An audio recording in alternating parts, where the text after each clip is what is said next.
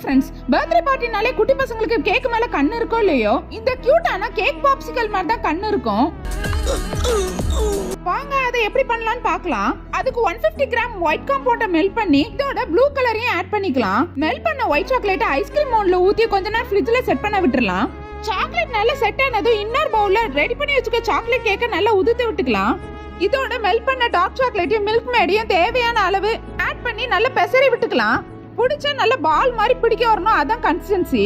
இதோட milk mat add பண்ணும்போது popsicle ரொம்ப டேஸ்டா வரும். இப்போ செட் ஆன சாக்லேட் மோல்ட்ல ரெடி பண்ண கேக்க உள்ள வச்சு அதுக்கு மேல சாக்லேட்டையும் ஆட் பண்ணிடலாம். ரெடி பண்ண பாப்சிக்கலை 1 hour ஃப்ரிட்ஜ்ல செட் பண்ண விட்டா கிட்ஸோட ஃபேவரட் ஐஸ்கிரீம் பாப்சிக்கல் ரெடி. இந்த பாப்சிக்கலை நான் ஃப்ரோசன் தீம்ல பண்ணிருக்கேன். அதுக்காக மெல்ட் பண்ண ஒயிட் சாக்லேட்டை வச்சு டெக்கரேஷன் கொடுத்து ஃபாண்டன்ட்ல ரெடி பண்ண ஸ்னோஃப்ளேக்ஸை வச்சு டெக்கரேட் பண்ணி விட்டுட்டேன். ரேஷ்மிங்கிற ஒரு குட்டி பாப்பாக்காக இந்த ஃப்ரோசன் தீம்ல கேக்கையும் கப் கேக்ஸையும் பாப்சிக்கலையும் ரெடி பண்ணி கொடுத்து